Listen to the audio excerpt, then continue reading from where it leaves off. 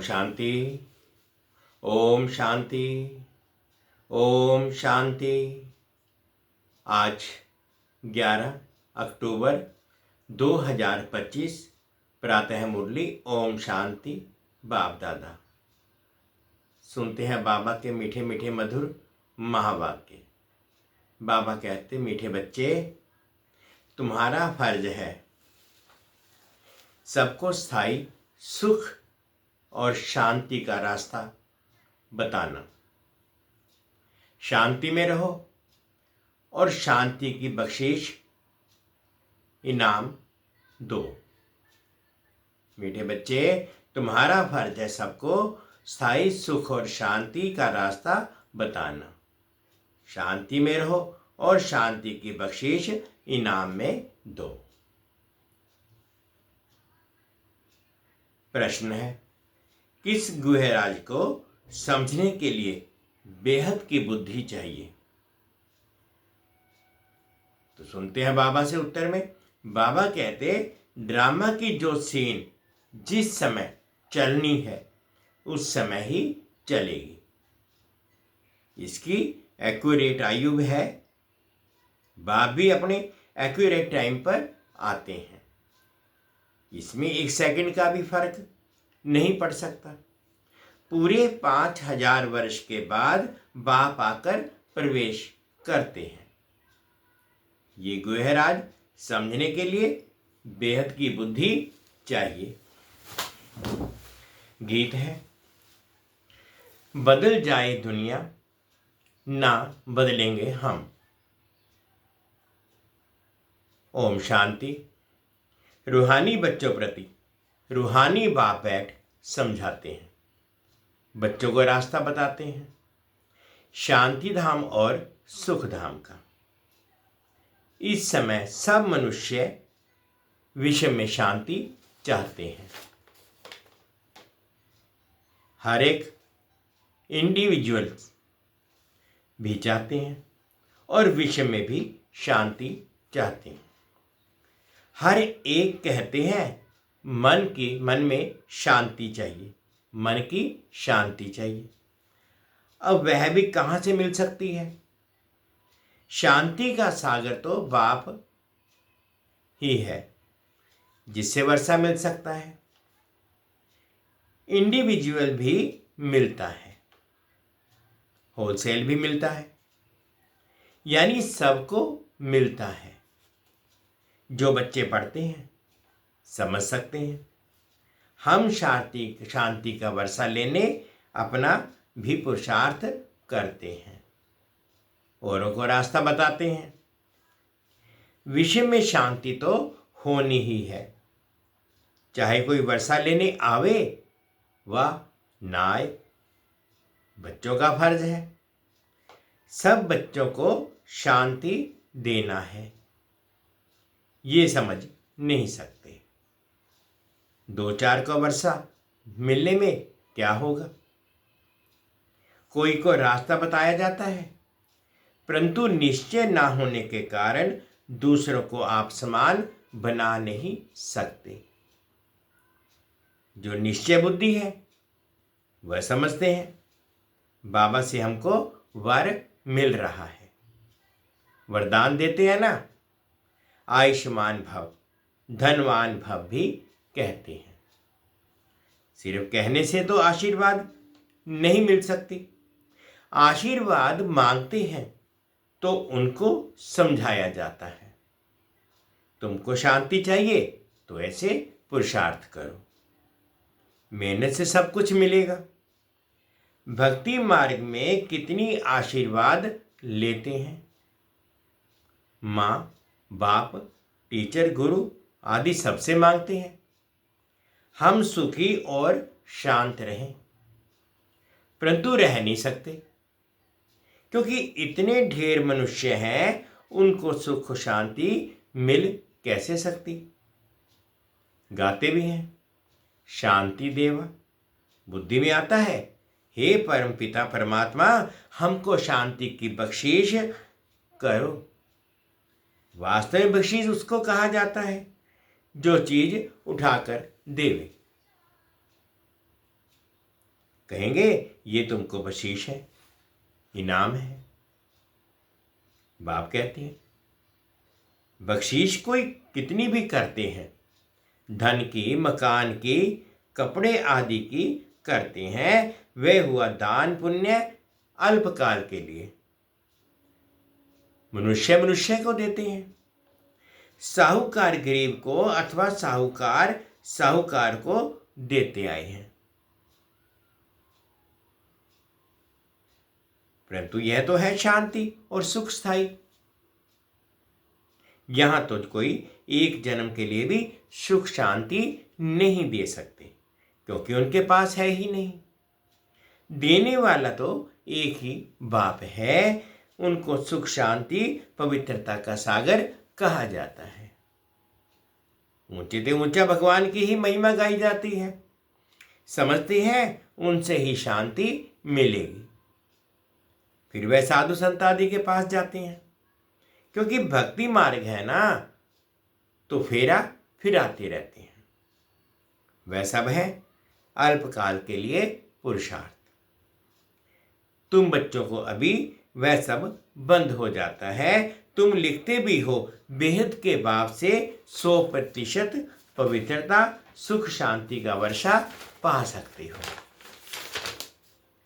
यहां 100% अपवित्रता, दुख, अशांति है, परंतु मनुष्य समझते नहीं। बाबा कहते कि मनुष्य समझते नहीं, कहते ऋषि मुनि आदि तो पवित्र है, परंतु पैदाइश तो फिर भी विष से ही होती है ना। मूल बात ही यह है। रावण राज्य में पवित्रता हो ना सके। पवित्रता सुख आदि सबका सागर का एक ही बाप है। तुम जानते हो हमको शिव बाबा से 21 जन्म अर्थात आधा कल्प 2500 वर्ष के लिए वर्षा मिलता है। ये तो गारंटी है। आधा कल्प सुखधाम, आधा कल्प है दुखधाम। सृष्टि के 2 भाग हैं, एक नई और एक पुरानी।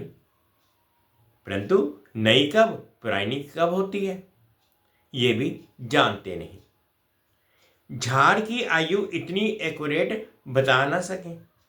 अभी बाप द्वारा तुम इस झाड़ को जानते हो कि ये 5000 वर्ष का पुराना झाड़ है। इसकी एक्यूरेट आयु का तुमको पता है। और जो झाड़ होते हैं उनकी आयु का किसको पता नहीं होता है, अंदाज बता देते हैं। तूफान आया, झाड़ गिरा, आयु पूरी हो गई। मनुष्यों का भी अचानक मौत होता रहता है। इस वेद के झाड़ की आयु पूरे 5000 वर्ष है। इसमें एक दिन ना कम ना जास्ती हो सकता है। यह बना बनाया झाड़ है, इसमें फर्क नहीं पड़ सकता। ड्रामा में जो सीन जिस समय चलनी है उस समय ही चलेगी, हूबहू रिपीट होना है। आयु भी एक्यूरेट है। बाप को भी नई दुनिया स्थापन करने आना है। एक्यूरेट टाइम पर आते हैं। 1 सेकंड का भी उसमें फर्क नहीं पड़ सकता। यह भी अब तुम्हारी बेहद की बुद्धि में हुई है, तुम ही समझ सकते हो। पूरे 5000 वर्ष बाद बाप आकर प्रवेश करते हैं। इसलिए शिवरात्रि कहते हैं। कृष्ण के लिए जन्माष्टमी कहते हैं। शिव की जन्माष्टमी नहीं कहते, शिव की रात्रि कहते हैं, क्योंकि अगर जन्म हो तो फिर भी मौत भी हो। मनुष्यों का जन्मदिन कहेंगे। शिव के लिए हमेशा शिवरात्रि कहते हैं। दुनिया में इन बातों का कुछ भी पता नहीं। तुम समझते हो शिवरात्रि क्यों कहते हैं, जन्माष्टमी क्यों कहते हैं। तुम समझते हो शिवरात्रि क्यों कहते हैं, जन्माष्टमी क्यों नहीं कहते। उनका जन्म दिव्य अलौकिक है, जो और कहेगा ही नहीं हो सकता। ये कोई जानते नहीं। शिव बाबा कब कैसे आते हैं? शिवरात्रि का अर्थ क्या है? तुम ही जानते हो। ये है बेहद की रात। भक्ति की रात पूरी हो दिन होता है। ब्रह्मा की रात और दिन तो फिर ब्राह्मणों का भी हुआ। एक ब्रह्मा का खेल थोड़े ही चलता है। तो अब तुम जानते हो, अब दिन शुरू होना है। पढ़ते पढ़ते जाए, अपने घर पहुंचेंगे, फिर दिन में आएंगे। आधा कल्प दिन और आधा कल्प रात गाई जाती है, परंतु किसकी भी बुद्धि में नहीं आता। वो लोग तो कहेंगे कि कलयुग की आयु 40 वर्ष, 40,000 वर्ष बाकी है। सतयुग की लाखों वर्ष, फिर आधा आधा का हिसाब ठहरता नहीं। कल्प की आयु को कोई भी जानते नहीं। तुम सारे विश्व के आदि मध्य अंत को जानते हो। ये 5,000 वर्ष के बाद सृष्टि चक्कर लगाती रहती है। विश्व तो है ही, उनमें पाठ बजाते बजाते मनुष्य ही तंग हो जाते हैं। ये क्या आवागमन है? अगर 84 लाख जन्मों का आवागमन होता तो पता नहीं क्या होता। ना जानने के कारण कल्प की आयु भी बढ़ा दी है। अभी तुम बच्चे बाप से सम्मुख पढ़ रहे हो। अंदर में भाषणा आती है कि हम प्रैक्टिकल में बैठे हैं। पुरुषोत्तम संगम युग को भी जरूर आना है। कब आता है, कैसे आता है, ये कोई भी नहीं जानते। तुम बच्चे जानते हो तो कितना गदगद होना चाहिए। तुम ही कल पर बाप से वर्षा लेते आए हुए, अर्थात माया पर जीत पाते हो, फिर हारते हो। ये है बेहद की हार और जीत। उन राजाओं की तो बहुत ही हार जीत होती रहती है। अनेक लड़ाइयां लगती रहती हैं। छोटी सी लड़ाई लगती है तो कह देते हैं अब हमने जीता। क्या जीता? थोड़े से टुकड़े को जीता। बड़ी लड़ाई में हारते हैं तो फिर झंडा गिरा देते हैं। पहले पहले तो एक राजा होता है, फिर और वृद्धि होती जाती है। पहले पहले इन लक्ष्मी नारायण का राज्य था, फिर और राजाएं आने शुरू हुए। जैसे पोप को दिखाते हैं ना, पहले एक था, फिर नंबरवार और पोप भी बैठते गए। किसकी मृत्यु का तो ठिकाना ही नहीं है ना। तुम बच्चे जानते हो, हमको बाबा अमर बना रहे हैं, अमरपुरी का मालिक बना रहे हैं। कितनी खुशी होनी चाहिए। ये है मृत्यु लोक, वह है अमर लोक। इन बातों को नया कोई समझ ना सके, उनको मजा ही नहीं आएगा। जितना पुराना प्राणों को आएगा, दिन प्रतिदिन वृद्धि को पाते रहते हैं। निश्चय पक्का हो जाता है। इसमें सहनशीलता भी बहुत होनी चाहिए। ये तो आखिरी दुनिया है, दुख देने में देरी नहीं करते। तुम्हारी आत्मा कहती है हम अभी बाबा की श्रीमत पर चल रहे हैं।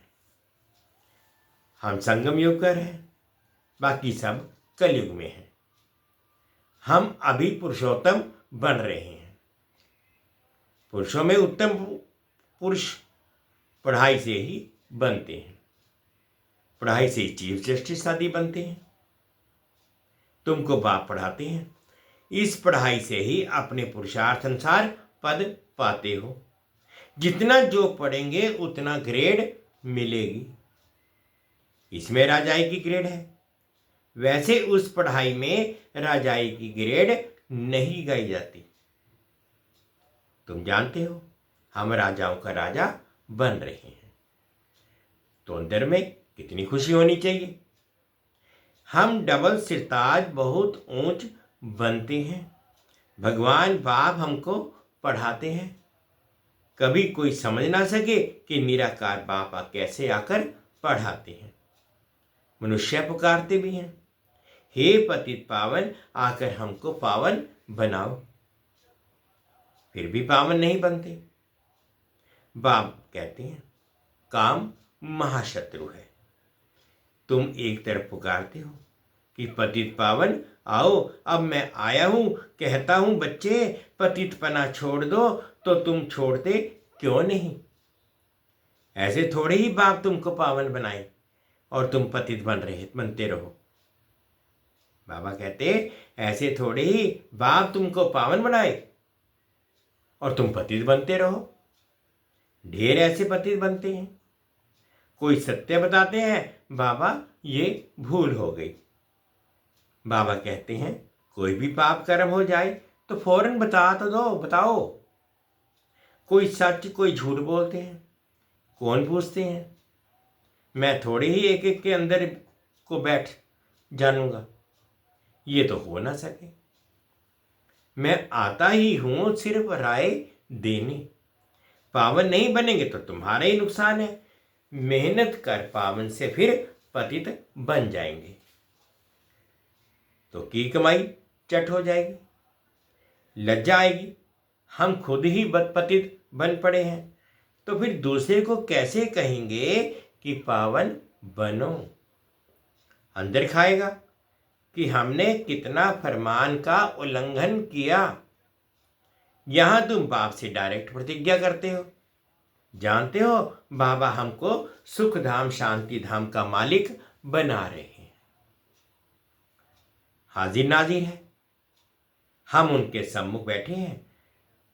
इनमें पहले ये नॉलेज थोड़ी थी।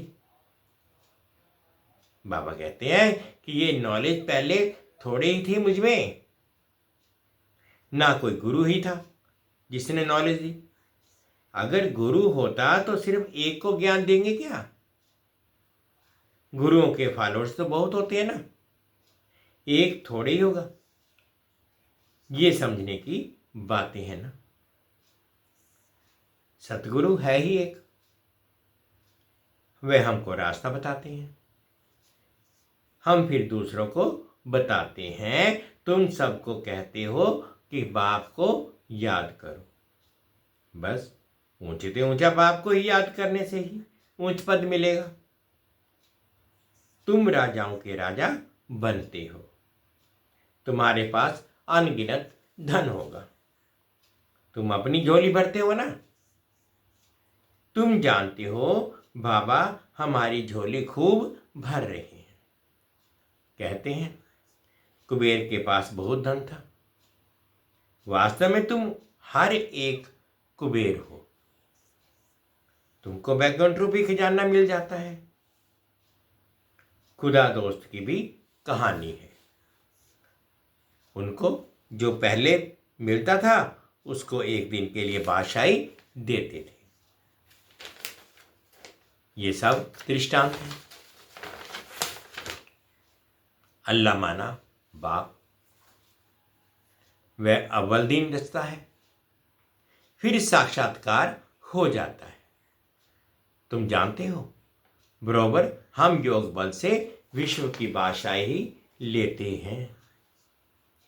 अच्छा, मीठे मीठे सिखिलदे बच्चों प्रति माता पिता बाप दादा का याद प्यार और गुड मॉर्निंग। रूहानी बाप की रूहानी बच्चों को नमस्ते। हम रूहानी बच्चों की रूहानी माता पिता बाप दादाजी को याद प्यार गुड मॉर्निंग और प्यार भरी नमस्ते जी। ओम शांति, ओम शांति। शुक्रिया बाबा, शुक्रिया। अब धारणा के लिए मुख्य सार में फर्स्ट पॉइंट में बाबा कहते हैं कि इस आसुरी दुनिया में बहुत बहुत सहनशील बनकर रहना है। कोई गाली दे, दुख दे तो भी सहन करना है। बाप की श्रीमत कभी नहीं छोड़नी है। सेकंड पॉइंट में बाबा कहते हैं डायरेक्ट बाप ने पावन बनने का फरमान किया है, इसलिए कभी भी पतित नहीं बनना है। कभी कोई पाप हो तो छिपाना नहीं। आज का बाबा का मीठा मीठा वरदान दिया बाबा ने। इकोनॉमी और इकोनॉमी के पाठ द्वारा हलचल में भी अचल अडोल भव। इकोनॉमी और इकोनॉमी के पाठ द्वारा हलचल में भी अचल अडोल भव। समय प्रमाण, वायुमंडल अशांति और हलचल का बढ़ता जा रहा है। ऐसे समय पर अचल अडोल रहने के लिए बुद्धि की लाइन बहुत क्लियर होनी चाहिए। इसके लिए समय प्रमाण, टचिंग और कैचिंग पावर की आवश्यकता है। इसको बढ़ाने के लिए इकोनॉमी और इकोनॉमी वाले बनो। इकोनॉमी और इकोनॉमी करने वाले बच्चों की लाइन क्लियर होने के कारण बाप दादा की डायरेक्शन को सहज कैच कर हलचल में भी अचल अडोल रहते हैं। स्लोगन है, स्थूल सूक्ष्म कामनाओं का त्याग करो, तब किसी भी बात का सामना कर सकेंगे। स्थूल तथा सूक्ष्म कामनाओं का त्याग करो, तब किसी भी बात का सामना कर सकेंगे। अव्यक्त इशारे, स्वयं और सर्व के प्रति मनसा द्वारा योग शक्तियों का प्रयोग करो। अभी मनसा की क्वालिटी को बढ़ाओ तो क्वालिटी वाली आत्माएं समीप आएंगी। इसमें डबल सेवा है, स्व की भी और दूसरों की भी। स्व के लिए अलग मेहनत नहीं करनी पड़ेगी, प्रारब्ध प्राप्त है, ऐसी स्थिति अनुभव होगी। इस समय की श्रेष्ठ प्रारब्ध है। सदा स्वयं सर्व प्राप्तियों से संपन्न रहना और संपन्न बनाना। ओम शांति। मीठे बच्चे, तुम्हारा फर्ज है सबको स्थायी सुख तथा शांति का रास्ता बताना। शांति में रहो और शांति की बख्शीश इनाम दो। गीत है, बदल जाएगी दुनिया ना बदलेंगे हम। 2 मिनट के लिए बाबा की याद में।